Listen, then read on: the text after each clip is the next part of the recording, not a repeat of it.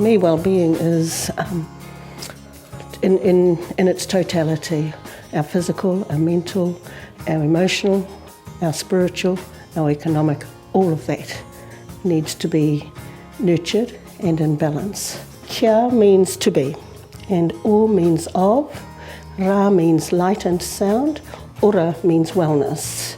So in actual fact, when I'm greeting you with kia ora, I am saying greetings to you, O being of light and sound, be well, be wellness. And in using the term to be, which we do, we are also saying be, do and have. If I be well, I do well, then I will have wellness. So encapsulated in just that very simple greeting, kia ora, be wellness, greetings to you. My journey's led me through, I guess, initially looking at human potential, and in that journeying found out that my mental state, my emotional state, all of those things had been governed by somebody else.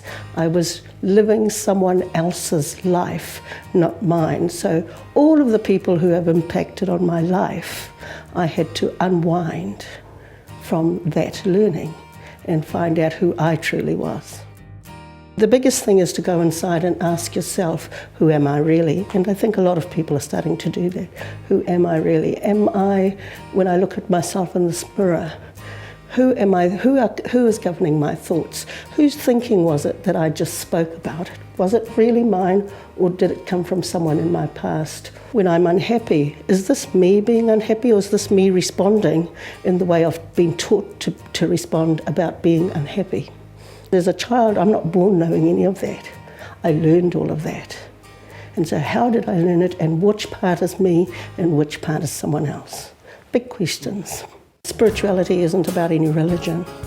Spirituality for me is how I relate to the world around me, how I relate to people, how I relate to the earth, how I relate to a seed, how I relate to a bird, relationship. For me, the glue of life, or the glue of wellness, is in the term aroha. That's usually translated as love, and so it is. But if we look at the root words, aroha, aro is to pay attention to focus, and to look intently at, and ha is life force. And so when I focus my life force, when I focus my energy, I am going to see with that level of perception. Well, there's a 40-40-40 syndrome that says work for 40 years, for 40 hours a week, to live on 40% less than what you were earning if you're lucky. And I got to say, that's not living. That's not what I came to this planet to do. So that too impacted on my journey. Today I understand that there are simple ways to open up that capacity, but how we keep them open is dependent on complete fixing or attending to our mental and emotional state.